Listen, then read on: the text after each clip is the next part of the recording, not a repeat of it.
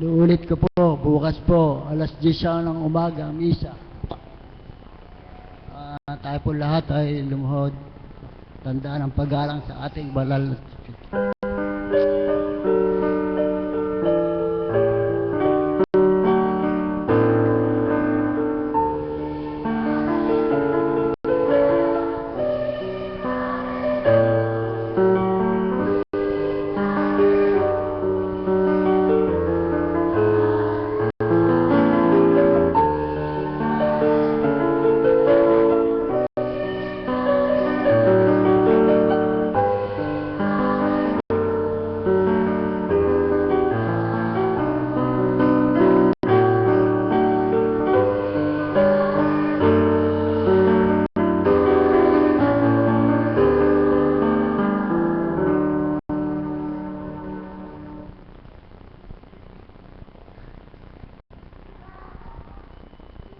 Sumainyo ang kapayapaan kay buti ng Ama, kay dakila niya, siyang nagbibigay ng katatagan sa bawat isa.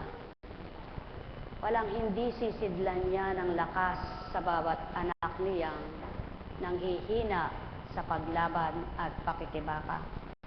Kung tuwirang siya lamang ang aasahan at tatanggapin sa buhay, walang kapagalan sa bawat araw.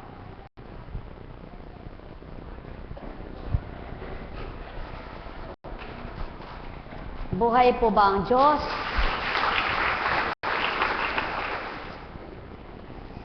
Ano mang ginagawa mo kapag ang unang naisip mo'y hindi mo kaya, hindi mo ito makakaya.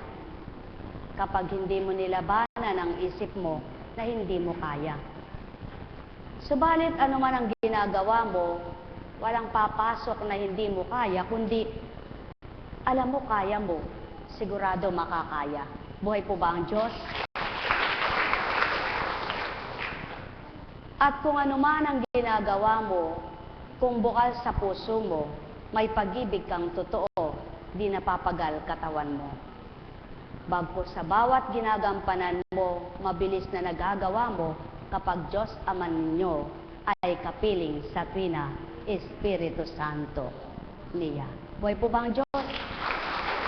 Totoong-totoo po at wala pong kasinungalingan, wala pong halong biro, sabi nga ng tao. Subalit ang pasubali ng Espiritu, pawang katotohanan ang tinuturan ko, kapag kayo ay sa Ama, nanahan sa Trina, di mapapagal kayo sa inyong buhay. Buhay po ba ang Diyos? Hindi kayo susuko ni manghihinawa, sapagkat siya ang inyong kalasag, sandigan, muog at tanggulan. Sumainyo ang kapayapaan, pagharian kayo, mga mahal ko. Buhay po ba ang Diyos?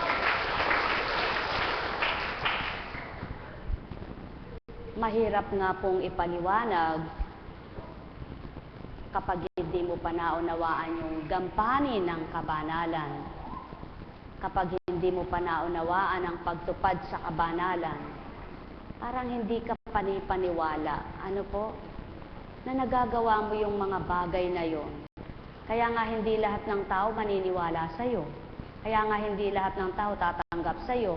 Kaya nga hindi ng lahat ng tao yung matutuwa sa'yo.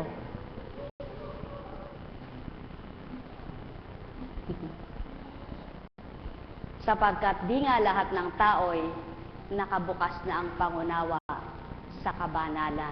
Kaya mapapalad po ang mga taong may pangunawa at hindi nagsasawa sa paggawa, pagtupad sa mabuti. Kaya po tayong lahat, asahan natin ang Diyos, tayo'y hindi pababayaan niya.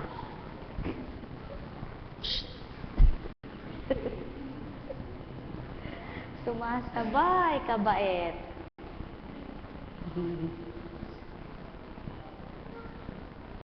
Doon ka muna, doon. Doon ka, doon. Dali. Halika, dito ka. Harap mo doon. Para makita ka ng mami mo doon. O, ere, anak mo, matapang. Buhay po ba ang Diyos? Napakabuti po ng Ama, napakadakila niya. Sa bata man may mapalad, ano? Yung iba palaboy-laboy sa daan, walang nangangalaga. Ang batang yun, tambak ang nangangalaga.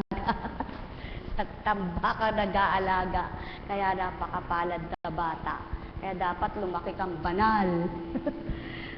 Pag lumaki yan na hindi banal, lagot kayo sa kanyang mami. Buhay po ba ang Diyos? Opo, di po ba? Kaya nga mayroong halimbawa, magulang ay, gusto ko ikaw ang ninang para eka maging mabuti siya. Gusto ko ikaw ang ninong para maging mabait siya. Ano po? Paano kaya ang ninong niya manginginom, sugarol. Tapos ano kaya sasabihin? Kaya gusto kitang ninong para maging manunugal at lasanggero yung anak ko. Ganun po ba? Kaya kumisan po pag napatapat na halimbawa may kinuha yung mag-asawa, no? Gusto ng isa, kaya kita kinuha, gusto ko mabait ang anak ko kasi mabait ka. Narinig yung kinuha ng kanyang asawa, hindi mabait. Pinatatamaan yata ako noon, ano? Kaya dapat po wala nang sinasabi, ano? Buhay po ba ang Diyos? Ako po. Napapagal na po ba kayo? Napapagod na po ba kayo?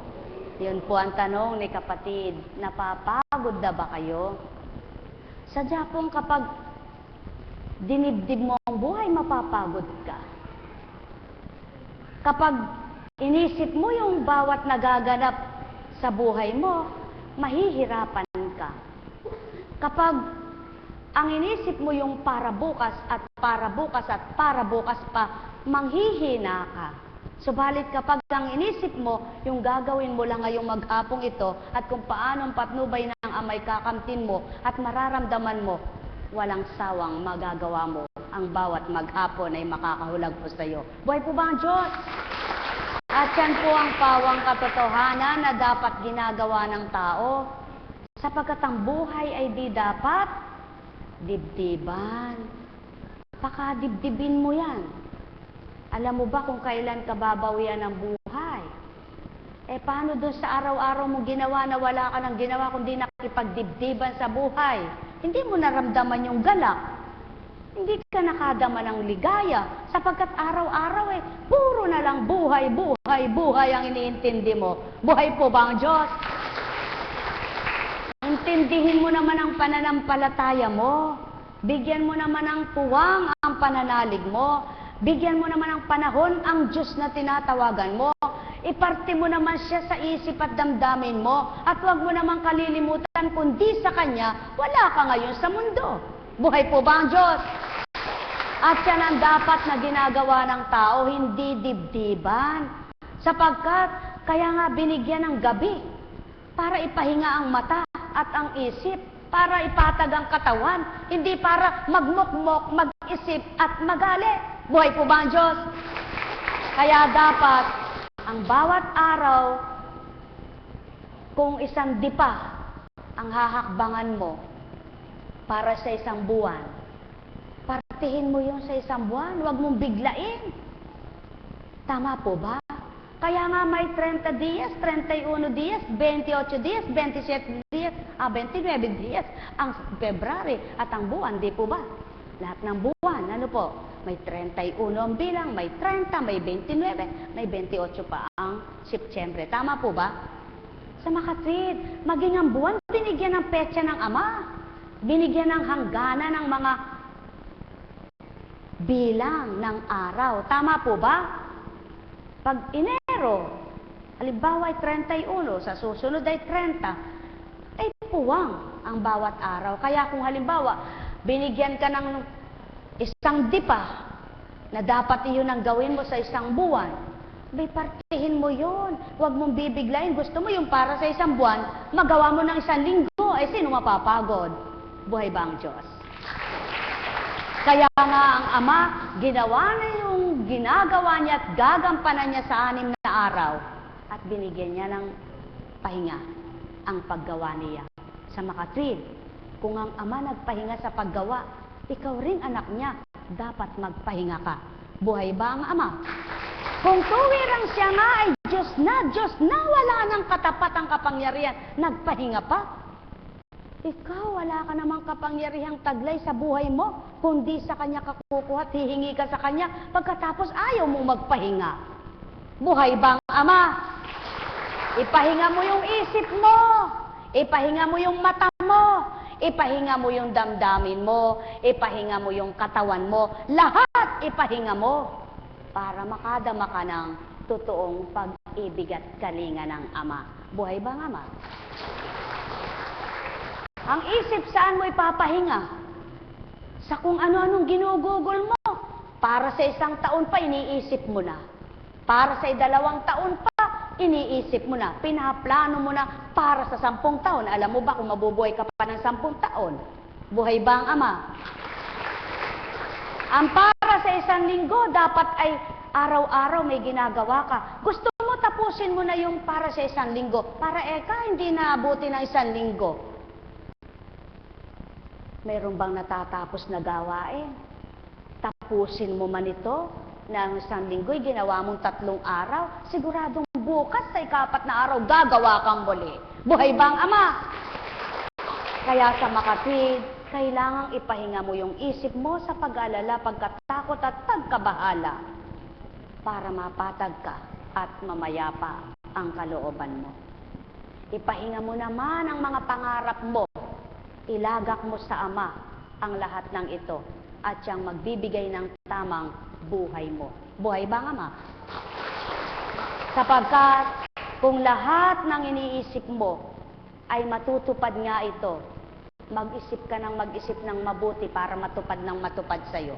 Subalit, tandaan mo, tao ka. Hindi ikaw ang may hawak at may plano ng buhay mo. Kaya't kailangang ipahinga mo ang pag-iisip mong para kailan at magpakailan paman, sapagkat di mo alam ang karahilanan ng buhay mo. Buhay po ba ang Diyos? Kaya sa inyo pong lahat, pakatandaan ninyo, kaya nga't isang pamamaraang inyong pagnilayang napakagaan pagtiwalaan at napakagaan suriin. Katulad ng barangay na ito, may hangganan. Mula dun sa dulo, tapos na yung paligi. Bahay pari naman ang tawag. Tama ba ga? Ibig sabihin, sa bawat nilalakaran at tinahakbangan ng buhay ng tao, may hangganan. At sa bawat kaparaanan, may tulay. At sa bawat tulay, walang iba na dapat mong hanapin sa daan at tulay ng buhay mo, maliban ng Diyos na totoo, upang ituro niya lahat ng dapat at nararapat sa buhay mo, tao. Buhay po ba ang Diyos? Kaya mga mahal ko, sumainyo ang kapayapaan na walang pinagkaiba.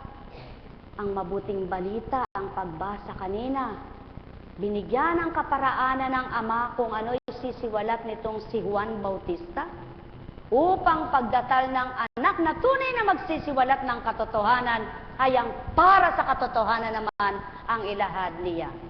Mga mahal, kumbaga sa katawan ng tao may partisyon lahat ang paggamit. Ang mata pagtitig, pananaw.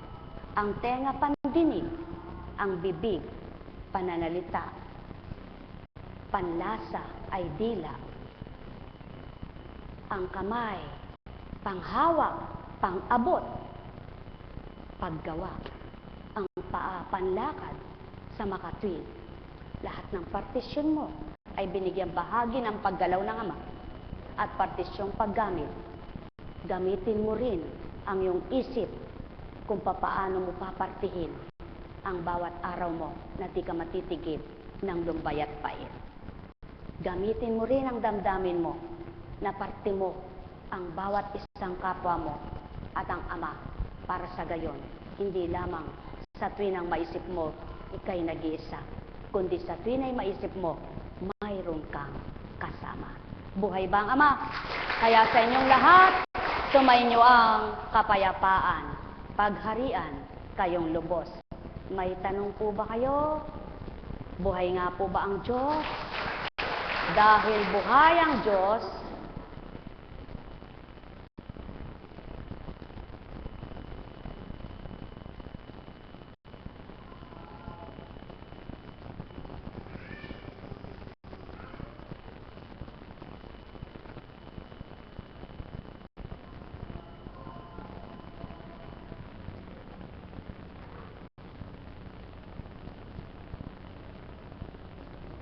maliwanag po ang katotohanan na lahat ng nakatala sa banal na aklat. Pag ganyan mo, kahit hindi ka magsipi, magtanda, pag ganyan mo, at pag ginusto ng Ama, maglalahad siya ng salita. Buhay ba ang Ama? Inyong pakinggan ang mula kay Joshua. Si Joshua at ang pinuno ng hukbo ni Yahweh. Minsan napadako si Joshua sa Jericho nang biglang pakita sa kanya ang isang lalaking may hawak ng tabak. Nilapitan siya ni Joshua at tinanong, "Ikaw ba'y isa sa aming kawal o isang kaaway?" "Hindi," sagot ng lalaki. "Ako'y naparito bilang pinuno ng hukbo ni Yahweh." Nagpartira pa si Joshua at siya'y sinamba. Wika niya, "Ano po ang pinag-uutos ni Yahweh sa kanyang alipin?" Sumagot ang pinuno ng hukbo ni Yahweh, "Alisin mo ang iyong mga panyapa, sapagkat lupang banal ang iyong tinutungtungan." At ginawa nga ni Joshua ang inuutos sa kanya. Kung pagninilayan ninyo, sino itong taong ito? Sino itong pinuno ng hukbo ni Yahweh? Ang mahal, kay palad ng mga tao noon, nakikita nila kung papaano gumalaw ang mga sugo ng Ama, na mga anghel, nakakausap na nagniningning, nakikitang nagliliwanag, nakapagsasalitang naririnig. Ngayon, espiritu na lamang. At kung inyong pagninilayan noon, natuto ba ang tao? Kung natuto ang tao, dapat ay mabuti na ang lahat ng tao. Subalit, bakit kaya niloob ng Amang hindi mga tutot, hindi lahat ay bumuti? Sapagkat kung natuto't bumuti na, hindi na naibaba ang Hesukristo. Tama ba ga? At kung naibaba naman noong panahon na yon, at mabuti na lahat ang tao, hindi magaganap ang nasa Bibliang tinatawag, sasalain ng Ama, bibistahin niya, at makikita niya ang Kanya. Buhay po ba ang Diyos? Kaya't mahahambing sa ipa at matimyas ang mga anak niya. Ang ipa'y saan tutungo? Susunugin. Ang matimyas saan magtutungo? Saan dadalhin? Sa kamalig na mainam. Sa makatwid, may kalalagyan pala lahat ang mga anak ng Ama. Kaya kayo, mga mahal ko, eto ang tanong na maliwanag sa inyo. Saan ninyo gusto?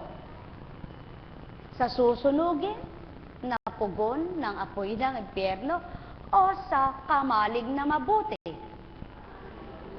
Gawin ninyo ang katutungo ninyo sa kamalig na mabuti. Buhay ba ang Ama? Sapagkat nang narinig nito si Joshua ang sinabi ng pinuno ng hukbo ng Ama.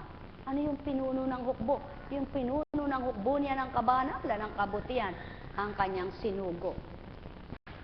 Nagpatira pa, sapagkat banal ang dakong yaon. Sa makatwid, mayroon palang dako na pinakikipagtipanan ng Ama mula pa noon, magpahanggang ngayon, at magpakailanman. Sa makatwid, hindi pala lahat ng dako ay pinagtitipanan ng kanyang espiritu. Sa lupang ito, mayroon siyang dakong pinananahanan, subalit ang tunay na pananahanan na templo ng katawan ay yaong tunay na mabuti ang kalooban. Buhay bang Ama? Kaya, saan nakipagtipan si Moises? Sa bundok ng Sinai at Horeb. At nasambit ba ito kay Joshua? Sa makatwid, mga mahal ko, kung paano itong si Joshua siyang ipinalit ng Ama kay Moises,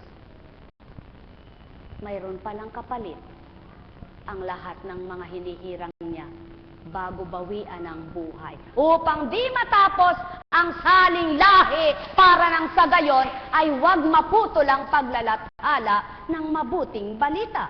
Buhay bang Ama? upang wag matapos ang paggawa ng mabuti sa lupa, upang patuloy maipakita at maisiwalat ang kabutihan ng Amang Dakila. Bakit nagrereklamo ang tao kung may hinihirang ang espiritu niya? Bakit nagtatanong ang tao kung may hinirang ba o wala? Ang tunay na may pagkilala sa Ama, naniniwalang walang patid, walang puwang ang paghirang niya.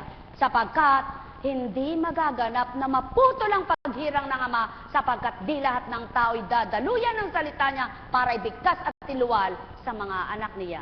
Kundi may gagamitin siya upang ang tagapakinig ay tagapakinig, ang tagapag-ulat ay tagapag-ulat, ang tagapagbaba ay tagapagbaba, ang tagamamahagi ay tagapamahagi, at ang tagatupad ay tao.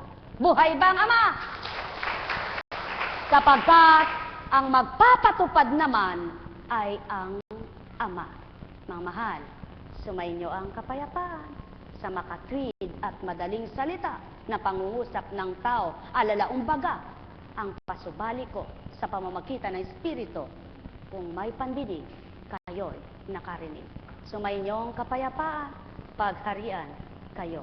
Nekkarameniyahana, nekkarameniyahana, nekkarameniyahana. Kayo ba'y nagnanasa? Kayo ba'y nagmimithi na maging isa sa mapipili? Huwag niyong katakutan ang paglilingkod. Masarap maglingkod sa katotohanan. Masarap paglingkuran ang makatotohanan. Masarap handugan ang tapat at totoo na walang dilit iba, Diyos na may alay ng buhay nyo.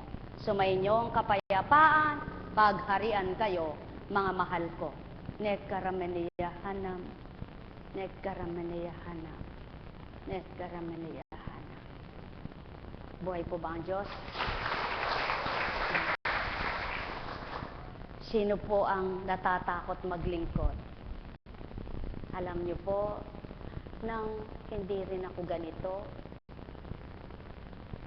yung mga naririnig ko pag nag-uusap, naku, kahirap maglingkod sa Diyos. Haba kang naglilingkod ka, mientras lumalapit ka, lalo ka naman kang parang tinutoksong inaagaw ka ng blank. Totoo po pala yun. Sapagkat sa paglilingkod mo pala, para kang nakikibaka sa nakikipagbunubaga. Subalit, sa pakikipagbuno mo sa buhay, sa pakikibaka mo sa buhay, may kakaibang binigay sa iyo ang Diyos, may kakaibang ibibigay sa iyo ang Diyos mo na tinatawagan kung tuwirang makikipagtotoo ka sa Kanya. Kaya lahat naman pala ng pinakikibakahan mo ay Kanyang itatawid, isasadyad at mahuhulagpusan mong ganap hanggang ikay magtagumpay. Kaya't sino nga ang tapat na lingkod at naglingkod na hindi sinadyad ng Kanyang pinaglilingkuran? Mayroon po ba? Kung mayroon po, hindi totoong Diyos ang pinaglilingkuran niya. Sapagkat kung totoong Diyos ang pinaglilingkuran mo, walang hindi ka mahuhulagpusan. Buhay ba ang Diyos? At siya ang pawang katotohanan. Kaya nagaganap ang mga bagay na yaon upang may ipakita sa iyo ang Diyos mo. Upang may mapatotohanan ng Diyos mo. Upang mapasilay niya sa iyo, siya'y tapat kung mangusap, ganap kung tumupad. Buhay ba, Ama? Kaya sa inyong lahat, kayo ba'y tapat at kayo ba'y naging totoo? Siguradong sigurado, sabi ng tao. Subalit ang pasubali ko, wika kung totoo. Pawang katotohanan, magtatagumpay lahat ng totoo. Buhay bang Ama? Sumainyong kapayapaan, pagharian kayo, mga mahal ko. Buhay nga po ba ang Diyos? Tingnan niyo po, kahit sa barko, may kapitan, may tripulante, may mga tinatawag na, ano ba yon? Pahinante, ano? Tripulante, pahinante, kapitan. Kahit ano pa siya. Sa airplane naman, may piloto, stewardess, at ano pa? Lahat, etc. Sa sasakyang panlupa, mayroong mga driver at saka konduktor. sige po, lahat ng sasakyan na pampasaherong malalaki may mga kasama. Driver, konduktor. Pag sa jeep, wala na. Tama po ba? Solo flight siya. Siyang nag-iisang nagmamaneho. Sa makatwid, lahat ng inaasahan ng ama na maraming maaakay at iaakayin ng mga anak niya, may kasamang ibibigay siya. Buhay ba ang ama? Buhay ba ang ama? Kaya gusto mo ba ang kasama mo'y ama? Magmithit magnasa kang mag-akay ka ng kapwa mo. Sapagkat ang kapwa mo kung papaano mo'y sinasakay sa buhay na pananampalataya, ang ama ang siyang iyong kasakasama. Pati na ang Kristo di nawawalay sa iyo. Sa paanong paparaan? Sa anong pamamaraan? Sa patnubay ng Espiritu. Gusto niyo pong matulog agad dahil kayo'y maagang gigising. Happy birthday sa inyo! Happy birthday sa inyo! Bukas na po yan! Maraming salamat po! Salamat po sa inyong lahat, mga taga-ibang bansa. Maraming salamat po sa advance na pagbati nyo. Patnubayan po kayo ng Ama, ng at Espiritu Santo. Sa inyo pong lahat. Bukas na lang ako magpapasalamat, baka hindi kayo dumalo. Alam kong may, kahit wala po akong pakakainin kayo ng Diyos. Patotoo lamang niya na siyang magpapakain sa inyo. Alam kong may magagawa ang Ama. Alam kong may magagawa ang Ama. Pagkat winika niya, manalik ka na. Bawat araw ako sa inyo naghihintay. Alam kong di ringgin kayo ng Ama. Alam kong di ringgin kayo ng Ama. Pagkat winika niya, manalik ka na. Bawat araw ako sa inyo may nakalaan. Mayroon kang magandang mangyayari sa inyo. Aking mga minamahal, mayroon kang magandang mangyayari sa inyo. Manalig umangkin at tanggapin.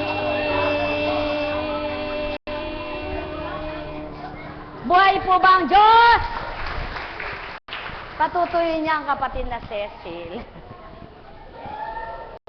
Punin po natin kasi kailangan marami tayong patutuyuin eh. Woo!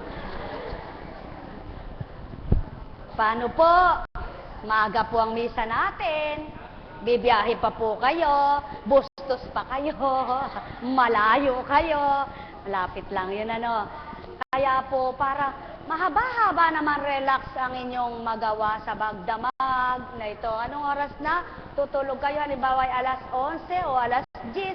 Ba mahaba-haba pang oras, press na press kayo para kayo ay maganda bukas. Buhay po ba ang Diyos?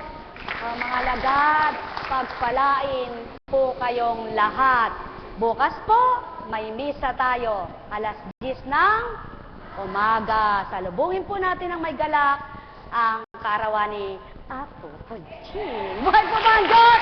Patnubayan po kayo ng Ama at pagpalain kayong lahat.